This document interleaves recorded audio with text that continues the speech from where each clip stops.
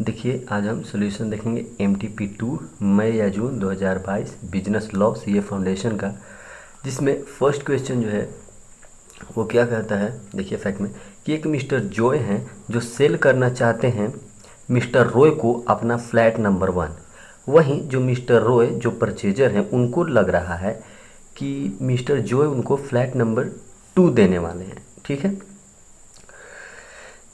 तो क्या ये जो बात है, जो मिस्टर जॉय जो है वो सेल करना चाहते हैं अपना फ्लैट नंबर 1, लेकिन मिस्टर जो रॉय हैं उन्हें लग रहा है कि मिस्टर जॉय उन्हें सेल करेंगे फ्लैट नंबर 2, ऐसा लग रहा है उन्हें। तो क्वेश्चन में पूछा है कि कि क्या ये वैलिड कॉन्ट्रैक्ट है। जॉय परचेज करना चाहते हैं, जो सेल करना चाहते हैं अपना फ्लैट नंबर 1, लेकिन मिस्टर रॉय को लग रहा है कि मिस्टर जॉय सेल करेंगे फ्लैट नंबर 2। एग्रीमेंट भी हो जाता है। तो क्या ये सही बात है? क्या ये कॉन्ट्रैक्ट वैलिड है? देखिए ये वैलिड नहीं है। क्यों नहीं है? क्योंकि पहली बात देखिए वहाँ पर जो फैक्ट है, मतलब जो मॉड्यूल में दिया गया है उसके अनुसार कि कोई जब म्यूचुअल कंसेंट नहीं होता है, मतलब हम नहीं बताएं कि कौन सा चीज़ हम आपको सेल कर रहे हैं और सामने वाला भी नहीं अपना कंसेंट दिया कि कौन सा फ्लैट हम खरीद रहे हैं, यहाँ पे सोच सुझाव चल रहा है कि हाँ मैं तुम्हें नंबर 1 बेचना चाहता हूँ और बोले भी नहीं हैं, ये वांटेड मतलब वो सेल करना चाहते हैं और सामने वाला परचेज करना चाहता है, लेकिन दोनों को नहीं पता है। एक जो है वो सोच रहा है कि मैं फ्लैट नंबर 1 बेचने वाला हूँ और जो सामने वाला परचेज करने वाला है उसे लग रहा है कि फ्लैट नंबर 2 उसे मिलने वाला है। तो म्यूचुअल कंसेंट नहीं हुआ, बातचीत नहीं हुआ दोनों में, तो वो क्या होता है, वो इनवैलिड कॉन्ट्रैक्ट होता है। तो उसी को मैं डिफाइन किया हूँ कि no mutual consent no contract. देखिए एक पॉइंट तो ये हो गया जो कि मॉड्यूल में दिया गया है, लेकिन जो ICAI प्रोवाइड किया, लेकिन अगर आप देखें तो इसमें मिस्टेक ऑफ फैक्ट भी हुआ था। जो एक्चुअल बात थी वो कहीं नहीं गई थी, ठीक है ना, क्योंकि फैक्ट ये था कि ये 1 बेचना चाहते हैं, ठीक है, तो उस चीज़ को भी हम डिफाइन कर सकते हैं। मतलब दोनों पार्टी जो है वो मिस्टेक किया है, बाइलेटरल मिस्टेक है, ना ये समझा ना बात को वो समझा है। तो जब बाइलेटरल मिस्टेक होता है या कोई म्यूचुअल कंसेंट नहीं लिया गया रहता है तो वो इनवैलिड कॉन्ट्रैक्ट होता है। सो डजंट कॉन्स्टिट्यूट एनी कॉन्ट्रैक्ट, ये कोई कॉन्ट्रैक्ट नहीं कॉन्स्टिट्यूट करता, ठीक है। वही मैंने फैक्ट में लिखा है, पहले प्रोविजन दिया कि किस चैप्टर से लिया गया, according to the provision of Indian Contract Act 1872 when both the party misunderstood each others are known as are known to the are unknown to the facts, मतलब दोनों अननोन है फैक्ट्स के बारे में, it is called bilateral mistake and so doesn't constitute any contract. कोई constitute यहाँ पे contract नहीं हुआ है। No mutual consent no contract, कोई कंसेंट ही नहीं हुआ। क्यों, कैसे कंसेंट नहीं हुआ? वही मैंने फैक्ट में लिखा कि जो सेल करना चाहते हैं 1, लेकिन रॉय को लग रहा है कि उसे मिलने वाला है फ्लैट नंबर 2। तो इसीलिए यहाँ पे फैक्ट में जो है वो क्वेश्चन का ही जो होता है वो समरी में लिखते हैं, वो हमने लिख दिया। अब कंक्लूजन निकलता है, क्या वो वैलिड था? बिल्कुल नहीं वैलिड था। इट इज़ इनवैलिड और void agreement because of mistake of fact, या फिर म्यूचुअल कंसेंट भी आप यहाँ पे लिख सकते हैं। वैसे ही क्वेश्चन नंबर 2 में देखिए क्या था कि कोई राम प्राइवेट लिमिटेड कंपनी थी, ठीक है, जिसके पास 7 लाख इक्विटी शेयर्स थी और 3 लाख प्रीफरेंस शेयर्स था, ठीक है, ईच एट द रेट 100, और सभी जो थे वो सभी का प्राइस 100 था। और एक लखन लिमिटेड थी जो कि होल्ड कर रही थी क्या, पूरा प्रीफरेंस शेयर्स, मतलब पूरा ये जो है ना, जो राम प्राइवेट लिमिटेड कंपनी जिसके पास 7 लाख इक्विटी है और 3 लाख प्रीफरेंस है, तो पूरा ये प्रीफरेंस होल्ड करती थी, लेकिन 3 लाख इक्विटी शेयर होल्ड कर रही थी। यानी कि ये जो 7 लाख इक्विटी है उसका 3 लाख इक्विटी कोई और कंपनी होल्ड कर रही थी जिसका नाम लखन है। फिर क्या होता है, एक क्वेश्चन में ये पूछा था कि क्या ये सब्सिडरी कंपनी है, यानी कि जो राम जिसका 7 लाख इक्विटी है इसमें से 3 लाख इक्विटी लखन कंपनी की है और इसका जो 3 लाख प्रीफरेंस है ये पूरा 3 लाख ही जो है वो लखन लिमिटेड कंपनी की है। तो क्या ये सब्सिडरी है राम कंपनी? देखिए ये सब्सिडरी नहीं है, सिंपल सा जवाब है। क्यों नहीं होगा? सब्सिडरी का मतलब क्या है कि यहाँ तो वोटिंग राइट 50% से प्लस वोटिंग राइट अगर सामने वाला कंपनी हमारे कंपनी में रखता है, मतलब मैं एक कंपनी हूँ और मेरा 50% वोटिंग राइट किसी और के हाथ में है, और वोटिंग राइट किसके पास होता है ज़्यादातर? इक्विटी शेयर्स के पास, ठीक है, इक्विटी शेयर जो कि 7 लाख है, तो 7 लाख का 50% 3.5 लाख। अगर 3.5 लाख लखन कंपनी हेल्ड करती है, किसका, राम कंपनी का, तो राम कंपनी सब्सिडरी बन जाएगा उसका। लेकिन यहाँ पे साफ लिखा हुआ था कि ये जो 3 लाख इसका प्रीफरेंस था राम का, वो तो 3 लाख वो हेल्ड कर रहा था, लेकिन इसके पास तो वोटिंग राइट है ही नहीं। क्वेश्चन में भी नहीं दिया है कि इसके पास वोटिंग राइट है। वोटिंग राइट तो इक्विटी के पास होता है। तो इसका जो 7 लाख इक्विटी था उसमें से ये 3 लाख इक्विटी ही हेल्ड कर रहा था। क्या ये 50% है 7 लाख का? 3 लाख नहीं, कम से कम 3.5 लाख। 3.5 लाख से ज़्यादा अगर equity share Lakhan company hold करता तो उसके पास वोटिंग राइट भी होती। क्यों? क्योंकि वोटिंग राइट इक्विटी शेयर्स के साथ चलता है। तो वोटिंग राइट इसके हाथ में आ जाता कब? जब 3,50,000 से ज़्यादा हेल्ड करता। तो क्या ये इसकी सब्सिडरी होगा? नहीं होगा। उसी का आप आंसर देखते हैं। तो पहले देखिए प्रोविजंस। प्रोविजन में क्या था कि according to the provision of company act 2013 following condition needed to be fulfilled for being subsidiary company. Subsidiary company बनने के लिए क्या क्या चीज़ें चाहिए? जिस कंपनी का मोर देन 50% इक्विटी शेयर्स मैंने क्यों लिखा? मतलब इक्विटी शेयर्स जिसके पास वोटिंग राइट हो, are held by other company. अगर वो अदर कंपनी हेल्ड करता है तो ये सब्सिडरी हो जाएगा। अदरवाइज जैसे कि लिखा हुआ है कि preference shares can not B implied. Questions में था कि प्रीफरेंस शेयर के पास वोटिंग राइट के बारे में कोई चर्चा नहीं है, तो वही लिख दिया कि यहाँ पे वो अप्लाई नहीं होगा। तो प्रोविजन में तो लिख दिया कि क्या पॉइंट डिस्कस करना था हमें। पॉइंट हमें डिस्कस करना है कि सब्सिडरी कंपनी होगा या नहीं। तो सब्सिडरी कंपनी कब होता है? जब मोर देन 50% आपका इक्विटी शेयर्स सामने वाली कंपनी हेल्ड कर रही है तो आप सब्सिडरी हैं। लेकिन इस क्वेश्चन में हम देखे थे फैक्ट में कि राम कंपनी के पास 7 लाख इक्विटी शेयर्स है। हमें प्रीफरेंस से कोई मतलब नहीं है। क्यों? क्योंकि प्रीफरेंस के पास वोटिंग राइट होती नहीं है। तो 7 लाख जो हमारा इक्विटी है उसका 50% ये हेल्ड नहीं कर रही है। ये सामने वाली सिर्फ 3 लाख हेल्ड कर रही है जो 50% से लेस है, तो सब्सिडरी नहीं होगी। तो कंक्लूजन देखिए, ये देखिए conclusion. Since criteria of more than half of equity shares जिसके पास वोटिंग राइट होता है इज नॉट फुलफिल्ड, मतलब 3 लाख जो 50,000 लिखना चाहिए था, मतलब 50,000 यहाँ पे जो मैंने लिखा हूँ, मतलब 7 लाख का हाफ यानी कि 3,50,000 से प्लस होना चाहिए था। Which is not fulfilled by Lakhan and company, so Ram company limited is not a subsidiary of Lakhan limited company. मतलब साफ है कि क्राइटेरिया क्या होना चाहिए था कि जो 7 लाख इक्विटी था, प्रीफरेंस की बात छोड़िए, प्रीफरेंस तो पूरा हेल्ड कर लिया था, 3 लाख में 3 लाख भी। अगर क्वेश्चन में मेंशन रहता कि प्रीफरेंस शेयर्स के पास भी वोटिंग राइट है तो उस केस में क्या होता कि 3 लाख का 3 लाख ये प्रीफरेंस हेल्ड कर लिया है लखन कंपनी, तो आराम से सब्सिडरी हो जाता और लखन कंपनी होल्डिंग कंपनी हो जाती। लेकिन यहाँ पे लिखा हुआ था कि 7 ही लाख इक्विटी शेयर्स है जिसमें से Lakhan and company 3 lakh he held करती है। तो 7 लाख का हाफ 3 लाख तो होता नहीं है, कम से कम 350 होनी चाहिए था और उससे ज़्यादा रहेगा तभी वो सब्सिडरी होगा। तो इस क्राइटेरिया के अनुसार वो सब्सिडरी नहीं होगा। वहीं फर्स्ट का 3 देखें तो उसमें पूछा था 4 एक्सेप्शंस ऑफ सेवियर टेम्पटर। देखिए सेवियर टेम्पटर क्या है कि इसमें इसका मतलब है कि बायर जो है वो रिस्पॉन्सिबल होता है, ठीक है, किस चीज़ के लिए? अगर कोई भी गुड्स डिफेक्टिव मिलती है तो कुछ भी आप सामान खरीदें लेकिन आपका सामान ख़राब है तो आप रिस्पॉन्सिबल हैं भाई। कैसे? जैसे आप गए और सीधे खरीद लिए और चले आए बिना कुछ बोले, ना कुछ दिखाए, ना कुछ बताएं, और आप खरीद लिए, सामान गलत था तो आप ही रिस्पॉन्सिबल होंगे। वही पूछ रहा है कि इसका एक्सेप्शन क्या क्या हो सकता है कि जब आप कुछ मतलब इसमें सेलर रिस्पॉन्सिबल हो, यही बात है। सेवियर टेम्पटर का मतलब है कि बायर रिस्पॉन्सिबल होता है, तो इसका एक्सेप्शन का मतलब है कि सेलर रिस्पॉन्सिबल होगा। तो कब कब सेलर रिस्पॉन्सिबल होगा? अगर वो ख़राब गुड्स दिया है तो।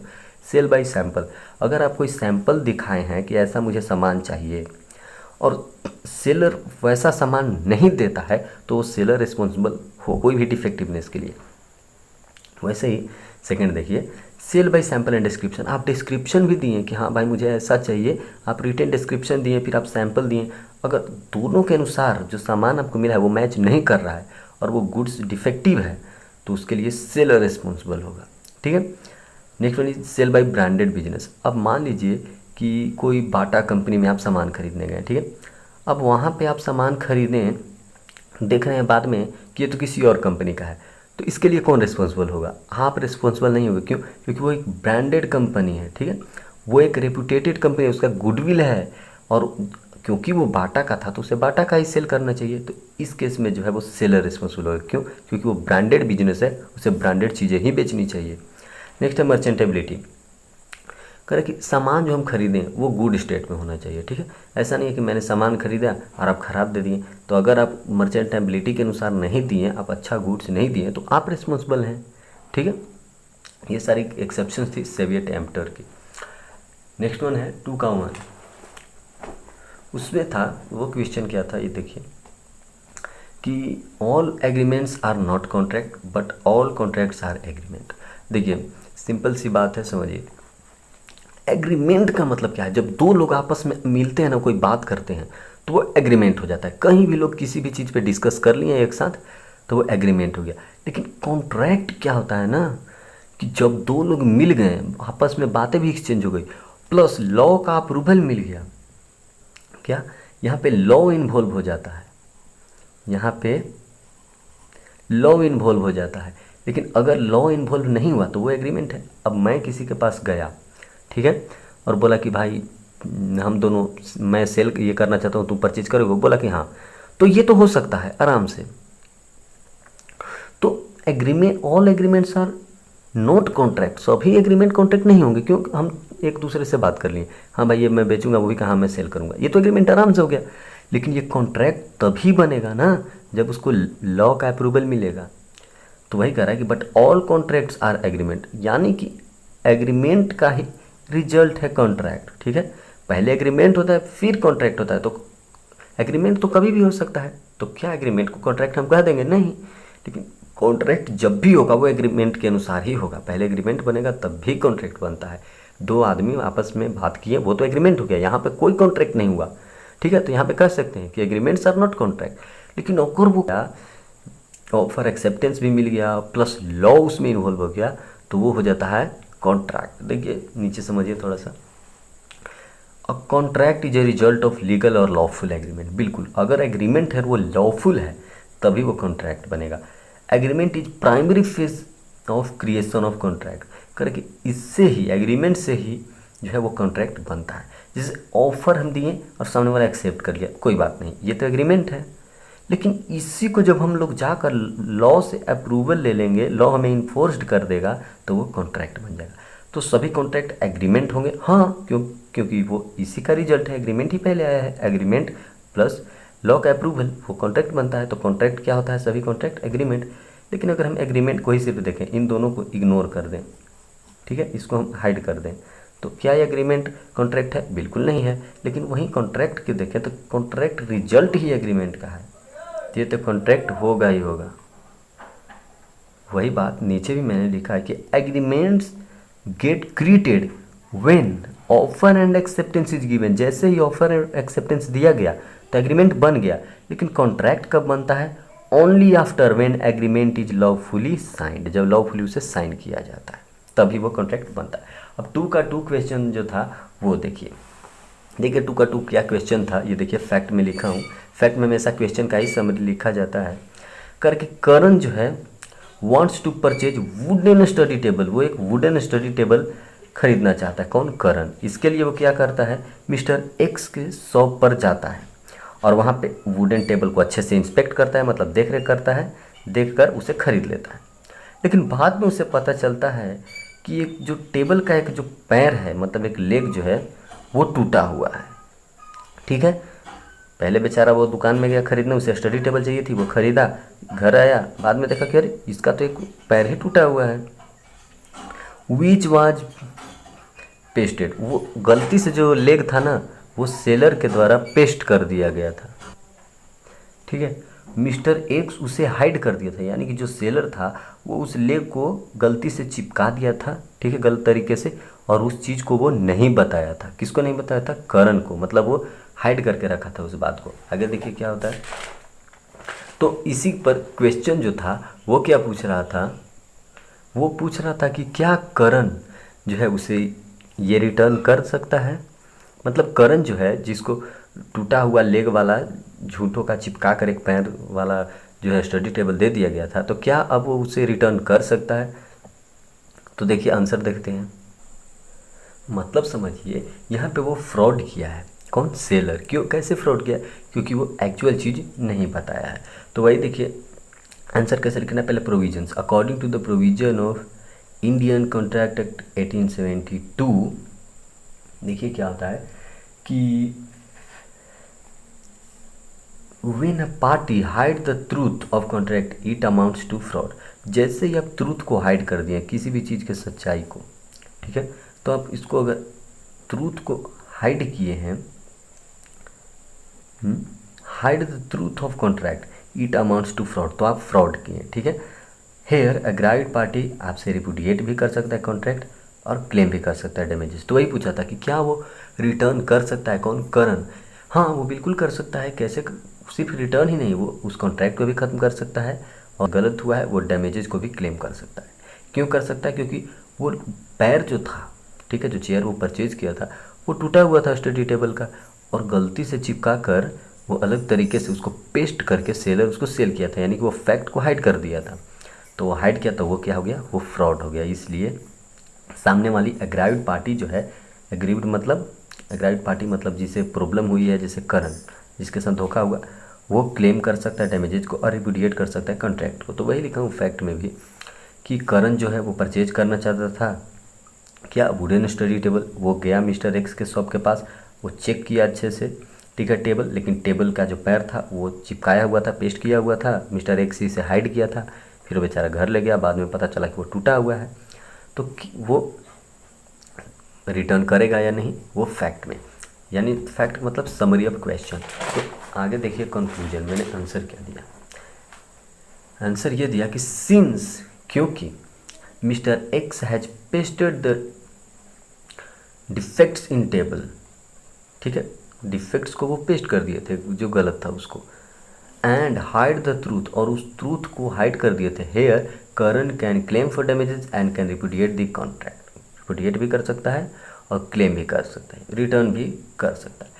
2 का थर्ड क्वेश्चन था जो पूछा था कि डेजिग्नेटेड पार्टनर्स कौन होते हैं। तो देखिए एलएलपी में आपको पता होगा बहुत सारे पार्टनर्स होते हैं, तो जो पार्टनर्स के जो हेड होते हैं ना, ठीक है, उन्हीं को कहते हैं डेजिग्नेटेड पार्टनर्स। जो पार्टनर्स की कुछ भी काम हो, उनको जो है वो निकलना हो या उनका नाम चेंज करना हो, कुछ भी प्रकार का एलएलपी में उनको प्रॉब्लम हो, वो पार्टनर्स हैं, तो वो अप्रोच करते हैं पहले अपने हेड ऑफ पार्टनर्स को, और हेड ऑफ पार्टनर्स जो है वो रजिस्ट्रार ऑफिस में जाते हैं और सभी चेंजेस के बारे में बताते हैं डॉक्यूमेंट्स के साथ। तो डेजिग्नेटेड पार्टनर्स कौन हो गया, head of partner. These partners of LLP who are appointed as head for the rest of the partners and carry all the information from partners to the registered officials, ठीक है। He और she must be citizen of India. वो designated partners कौन हो सकता है, जो citizen of India है, ठीक है, और have stayed in India for more than 120 days, कर कि कम से कम 120 दिन तक रहा हो इंडिया में। पहले 182 डेज था, अमेंडमेंट करके 122 डेज ला दिया गया है, शायद मुझे लगता है ऐसा, रेजिडेंस के लिए।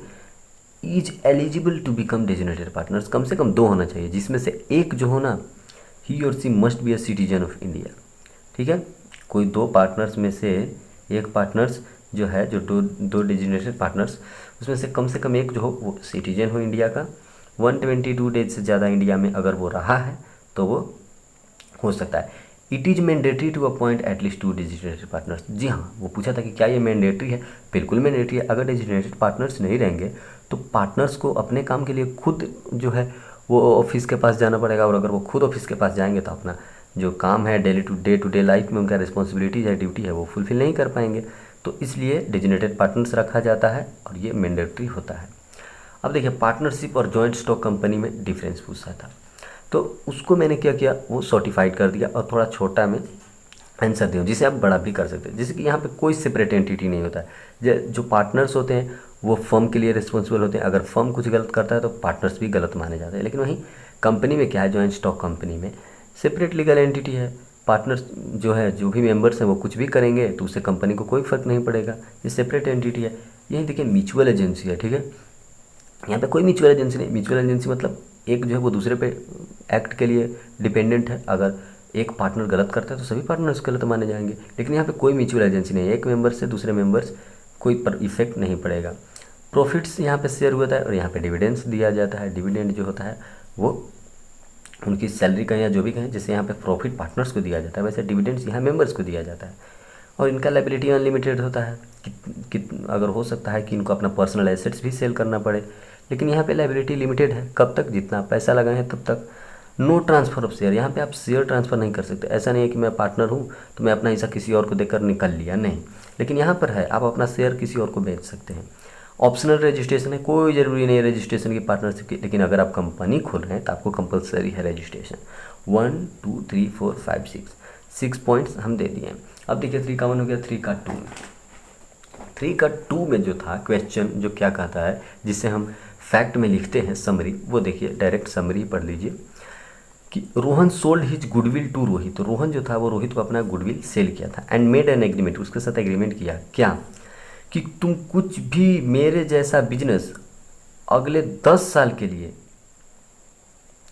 10 ईयर्स जो क्वेश्चन में था, तुम पूरे इंडिया में नहीं चलाओगे। क्या कहा, रोहन जो था वो गुडविल सेल किया रोहित को, ठीक है। रोहन के पास कितने का गुडविल था, रोहन के पास जो था वो 5 लाख का था गुडविल, जिसे वो 1 लाख में बेच दिया किसको,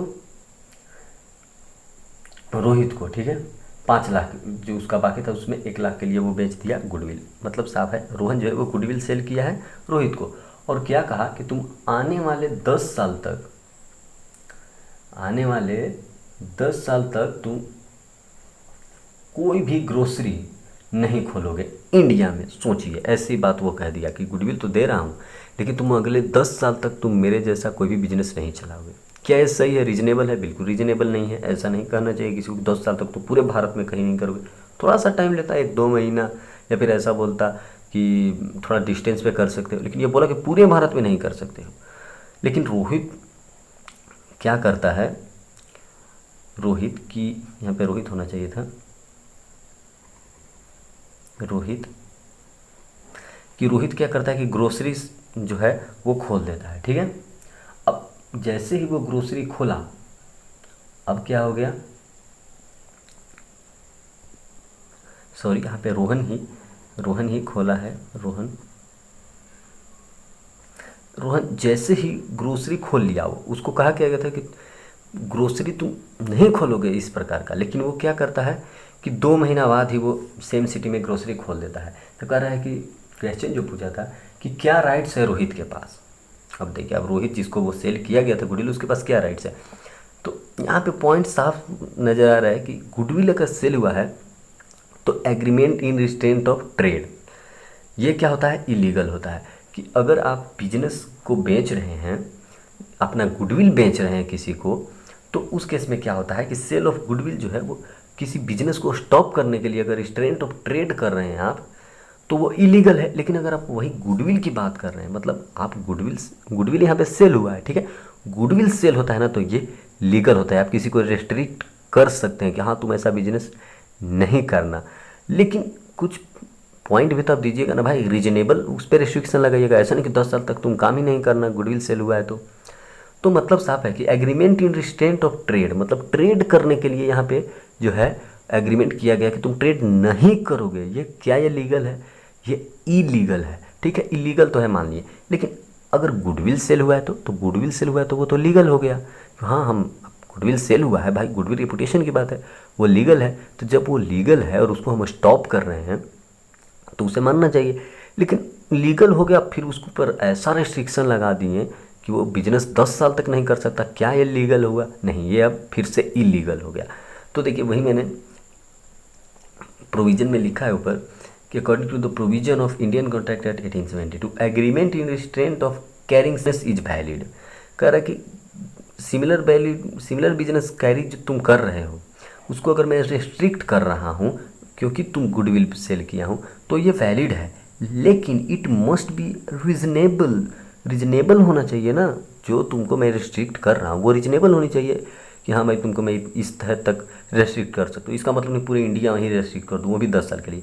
and here one person sells his goodwill to other and restraint him to carry similar operation. बिल्कुल सिमिलर ऑपरेशन के लिए रेस्ट्रिक्ट किया जाता है। Generally such agreement is void until it is reasonable. कह रहे कि बिजनेस सेल करना तो वॉइड है, लेकिन जैसे ही किसी को हम रेस्ट्रिक्ट कर रहे हैं बिजनेस करने से क्योंकि गुडविल सेल हुआ है तो उस केस में क्या हो जाता है, वो वैलिड हो जाता है। लेकिन अंडर रीजनेबल क्लेम, ये रीजनेबल होनी चाहिए, ऐसा नहीं कि कुछ भी रेस्ट्रिक्शन इम्पोज कर दिया गया हो। वही बात पहले प्रोविज़न में हुई कि कौन सा टॉपिक पे डिस्कस करना है, तो सेल ऑफ गुडविल पे बात करना है कि रेस्ट्रेंट ऑफ ट्रेड जो है वो इलीगल है, लेकिन सेल ऑफ गुडविल के लिए रेस्ट्रिक्शन जो होता है वो लीगल होता है। लेकिन इसमें भी अगर रीजनेबल आप क्लेम नहीं देते फिर से इलीगल हो जाएगा। तो फैक्ट मैंने वो बताया कि रोहन सेल किया है, ठीक है। अब रेस्ट्रिक्ट किया गया है कैसे, कि तुम अगले आने वाले 10 साल तक पूरे इंडिया में तुम काम नहीं करोगे। क्या ये लीगल है? नहीं, ये इलीगल है। तो जब ये इलीगल है तो वॉइड कॉन्ट्रैक्ट है। वैसे ही देखिए यहाँ पे लिखा हुआ है कि Rohit can run his grocery. Rohit जो है वो ग्रोसरी चला सकता है। यहाँ पे रोहन होना चाहिए, Rohan can run his grocery since terms of restraint of business not to carry similar grocery for next 10 year in whole India is unreasonable, so it is void agreement। उन लोग के बीच में void agreement हुआ है, तो रोहन जो सेल किया था वो बेचारा बिजनेस कर सकता है, ठीक है। ऐसा नहीं कि वो गुडविल बेच दिया तो उस पर आप ऐसा रिस्ट्रिक्शन लगा दें कि तुम 10 साल तक अब तुम बिजनेस ही नहीं करोगे, और पूरी इंडिया में ये क्या हो गया, ये तो अनरीजनेबल हो गया। इसलिए जो है वो उन लोगों के बीच में एग्रीमेंट वॉइड है, वो बिजनेस कर सकता है क्योंकि वो 2 महीने में सेम सिटी में खोला था अपना ग्रोसरी, अब वो ग्रोसरी चला सकता है। अगला देखिए 4 का 1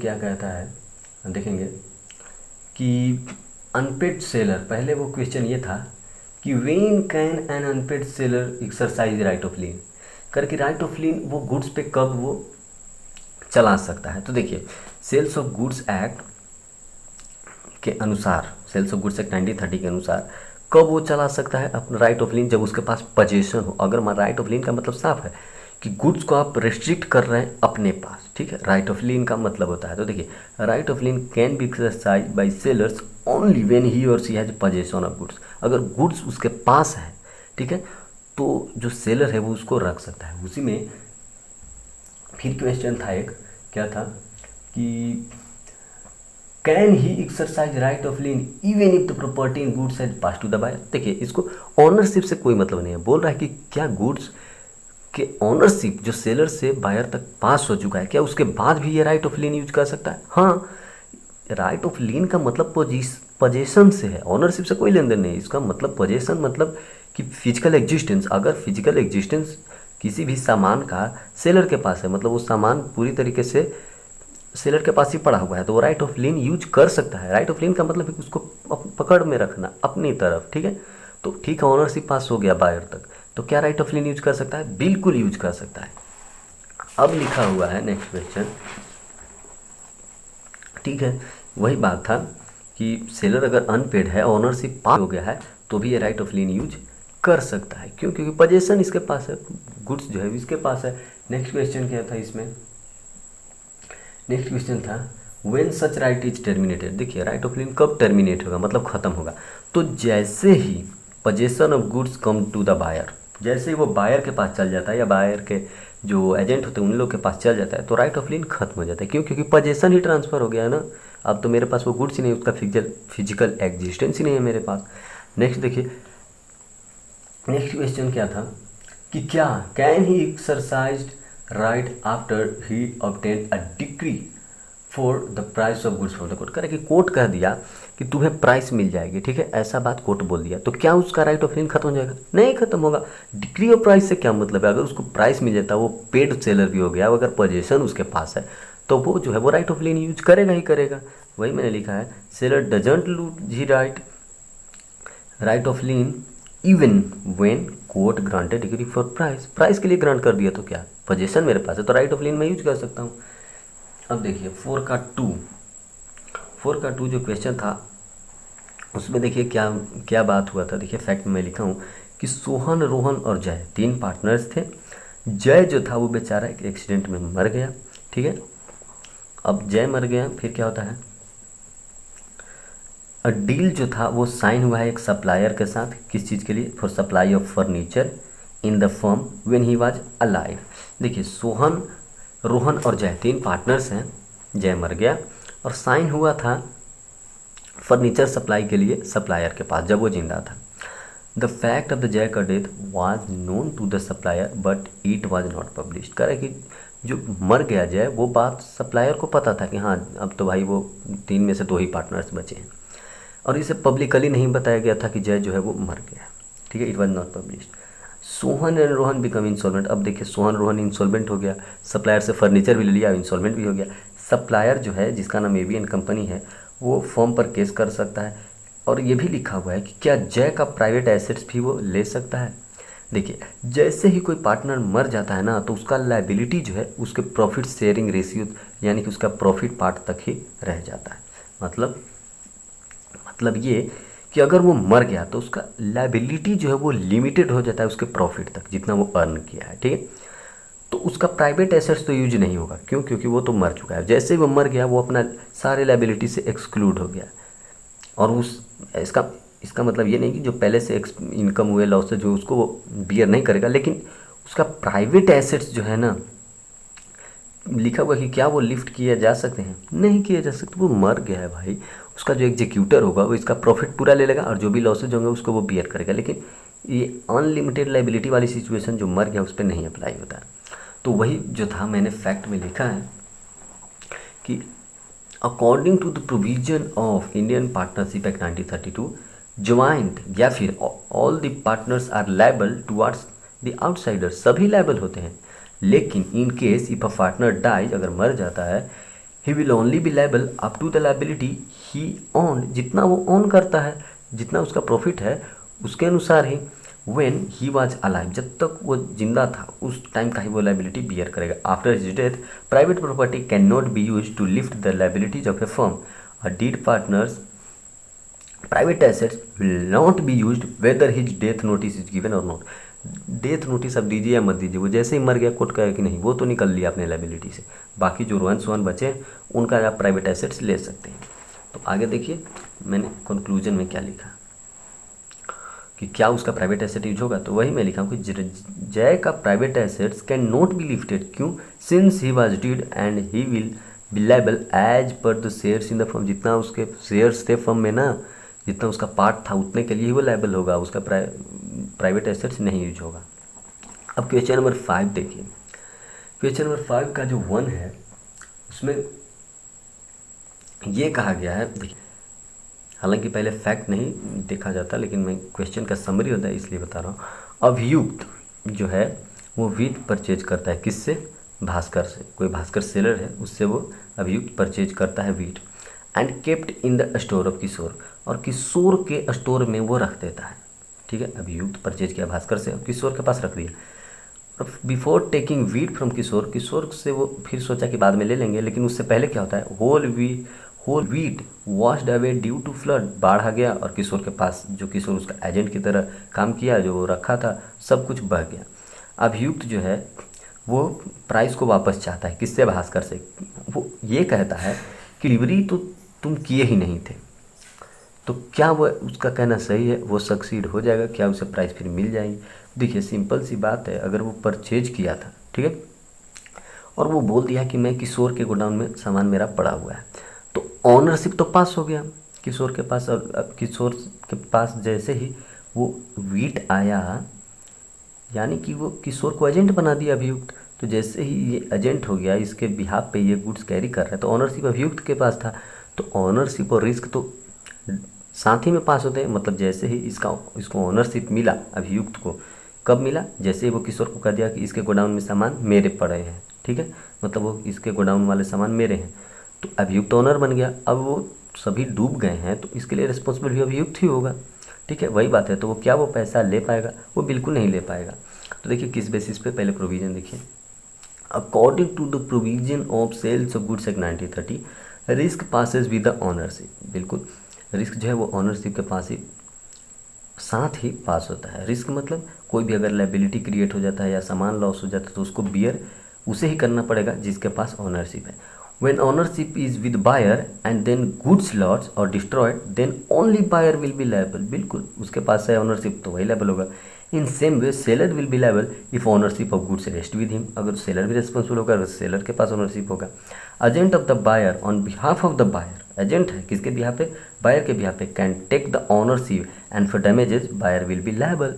वो बायर के बिहाफ पे सामान रख सकता है, लेकिन उसके लिए लायबल कौन होगा? बायर ही होगा। और फैक्ट वही जो क्वेश्चन में हुआ कि अभियुक्त परचेज किया भास्कर से, ठीक है, फिर किशोर के पास रख दिया, सारे गुड्स लॉस्ट हो गए किशोर के पास से। तब अभियुक्त कह रहा है कि नहीं, मुझे तो क्लेम चाहिए, किससे, भास्कर से, लेकिन उसे पैसे नहीं मिलेंगे। क्यों? क्योंकि किशोर जो था वो एज ए एजेंट काम किया और किशोर के पास जैसे ही सामान था वो अभियुक्त बोला कि मेरा है, तो इसके पास ओनरशिप था, तो ये रिस्पॉन्सिबल होगा। तो क्या वो सक्सीड हो पाएगा? नहीं हो पाएगा। भाई आंसर में लिखा हूँ conclusion, since the ownership was passed और ट्रांसफर टू द अभियुक्त when he appoints Kishore on his behalf, खुद के बिहाफ पे किशोर का अपॉइंट किया, सो अभियुक्त will be liable for the loss of wheat, not seller, seller responsible नहीं होगा। अब देखिए 5 का 2 जो है उसमें क्या है कि बोला है कि memorandum of association is a charter of company. देखिए मेमोरेंडम ऑफ एसोसिएशन एक बहुत बड़ा डॉक्यूमेंट होता है जो पब्लिकली किसी भी कंपनी के फ्रंट गेट पे रखा रहता है, ठीक है। आप टोटल चीज़ उसका पढ़ सकते हैं। तो उसे चार्टर क्यों कहा गया है? उस डॉक्यूमेंट को इसलिए चार्टर किया गया क्योंकि वो नेम जो कंपनी का होता है वो दिखाता है, उसमें नेम मेंशन रहता है, प्लस उस कंपनी का ऑब्जेक्टिव क्या है, किस पर्पस से एस्टैब्लिश हुआ है वो भी उसमें लिखा हुआ था। उस कंपनी का कितना कैपिटल है, कितने सारे मेंबर्स उसमें अपना शेयर्स खरीदे हुए हैं वो लिखा रहता है। उसका रजिस्टर्ड ऑफिस कहाँ है ये लिखा रहता है। और एसोसिएशन ऑफ कंपनी मतलब कितने सारे एसोसिएशंस हैं, सभी का कितना लगाव है, जुड़ाव है, सब उसमें लिखा रहता है। इसीलिए जो मेमोरेंडम ऑफ एसोसिएशन जो डॉक्यूमेंट है वो चार्टर ऑफ कंपनी कहा जाता है। नेक्स्ट जो क्वेश्चन था वो था क्वासी कॉन्ट्रैक्ट का। उसमें क्या था कि क्वासी कॉन्ट्रैक्ट क्या होता है और उसका कैरेक्टरिस्टिक बताना। देखिए क्वासी कॉन्ट्रैक्ट उसे कहते हैं, जैसे मान लीजिए आप कहीं जा रहे हो, ठीक है, आपको कोई सामान मिल गया किसी का, तो आपका ये हक नहीं कहेंगे लेकिन आपका एक रिस्पॉन्सिबिलिटी कहेंगे कि आप उस सामान को उसे दे दीजिए जो जिसका वो है। मान लीजिए आप जा रहे रास्ते में आपको फ़ोन मिला गिरा हुआ, तो आप तो ओनर नहीं हैं लेकिन आपको वो लौटा देना चाहिए। बहुत लोग करते हैं ऐसा और करना भी चाहिए कि आप उसे लौटा देते हैं। तो क्यों लौटाते हैं? क्योंकि वहाँ पर एक क्वासी कॉन्ट्रैक्ट बन गया, ठीक है। भले ही सामने वाला तो नहीं है जिसका फ़ोन है, फिर भी ये जो हिडन कॉन्ट्रैक्ट है ना, जो ऑटोमेटिकली लॉ जो है वो क्रिएट कर देता है दो पर्सन्स के बीच में, उसे कहते हैं क्वासी कॉन्ट्रैक्ट। देखिए क्या लिखा हूँ, a hidden contract which is created by law under a certain circumstances, कुछ सर्कमस्टेंसेज में इट क्रिएट्स लीगल रिलेशनशिप, बिल्कुल लीगल रिलेशनशिप क्रिएट करता है, even in the absence of physical contract. यहाँ पे कोई कॉन्ट्रैक्ट नहीं है। अब मुझे फ़ोन मिला, मैं सोच रहा हूँ कि इसके असली जो हकदार है उसे मिल जाना चाहिए बेचारे को, तो क्या यहाँ पे मैं उसके साथ कॉन्ट्रैक्ट किया था? नहीं, लेकिन फिर भी उसे फ़ोन में लौटा रहा हूँ, तो ये क्या हो गया? एक हिडन कॉन्ट्रैक्ट, ये क्वासी कॉन्ट्रैक्ट है। ये लॉ कह रहा है कि ये है, तुम लौटाओ उसे एक्चुअल ओनर के पास। तो कैरेक्टरिस्टिक क्या है? क्या इसको कोई आदमी मिलकर क्रिएट किया, दो लोग? नहीं, ये ऑटोमेटिक क्रिएशन है। किसके द्वारा? लॉ के द्वारा। और ये एक लीगल बॉन्ड क्रिएट करता है, लीगल बाइंड। ऑब्लिगेशन है आपका, आपको देना ही है। राइट टू मनी, जैसे कि इसका जो मेन पर्पस होता है राइट टू मनी। अब अगर कोई सामान है आप ज़्यादा यूज़ कर लिए तो उसको आपको ज़्यादा पैसे देने चाहिए, ऐसा नहीं कि आप कम ही पैसे देकर निकल जाएँ। तो राइट टू मनी जो है वो इसमें do not arise from agreement, यहाँ पे कोई एग्रीमेंट नहीं होती और ये अपने आप ही बन जाता है। ये इसके लिए कोई एग्रीमेंट की ज़रूरत नहीं होती। अब देखिए बोला था नेक्स्ट क्वेश्चन 6 का जो 2 था उसमें कि डिसोल्यूशन ऑफ पार्टनरशिप फॉर्म था वो कब कब हो सकता है। तो देखिए डिसोल्यूशन ऑफ पार्टनरशिप 2 केसेस में होता है, एक जब कोर्ट कर दे और एक जब खुद पार्टनर्स करें। तो देखिए जब पार्टनर्स करते हैं तो क्या, मान लीजिए कोई पार्टनरशिप जो था वो किसी खास ऑब्जेक्टिव पर बनाया गया था कि हाँ अगर हम 1 लाख यूनिट आज अगर 2 साल में सेल कर देंगे तो फिर पार्टनरशिप हम बंद कर देंगे। तो वही बात है कि अगर वो ऑब्जेक्टिव जो था हमारा 1 लाख हमें यूनिट सेल करना है, हम 1 लाख सेल कर दें तो पार्टनरशिप फिर एंड कर देंगे, ठीक है। इसमें कोर्ट की कोई ज़रूरत है नहीं। दूसरा, व्हेन पार्टनर्स म्यूचुअली डिसाइड्स, मान लीजिए बिजनेस हम चला रहे हैं हम लोग फिर सोचे कि भाई बिजनेस बंद कर देते हैं, तो सभी कहें कि हाँ हाँ चलो भाई बंद कर दे, तो बंद कर देंगे, म्यूचुअली डिसाइड कर लेंगे। लेकिन कभी कभी ना कोर्ट आ जाता है। कोर्ट किस किस केस में आ रहा है? अब बिजनेस चल रहा है तो बिजनेस बंद करवा देगा कोर्ट। कब बंद करवा देगा?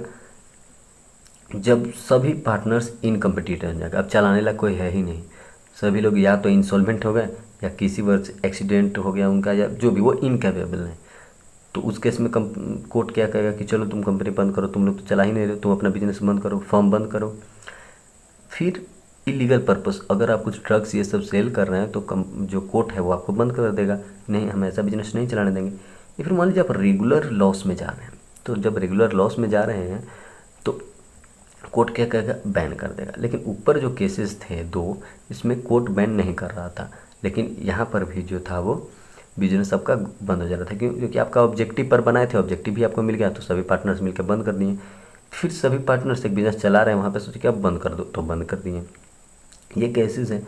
अब 6 का 3 जो था उसमें लिखा हुआ था कि 5 आदमी हैं, ठीक है, और पांचों जो हैं वो कहीं घूमने जा रहे थे बोट से, ठीक है, प्लेजर ट्रिप पे, और पांचों डूबकर मर गए। और पहला क्वेश्चन जो था वो ये था कि क्या वो कंपनी भी डूब जाएगी जिसमें वो काम करते थे।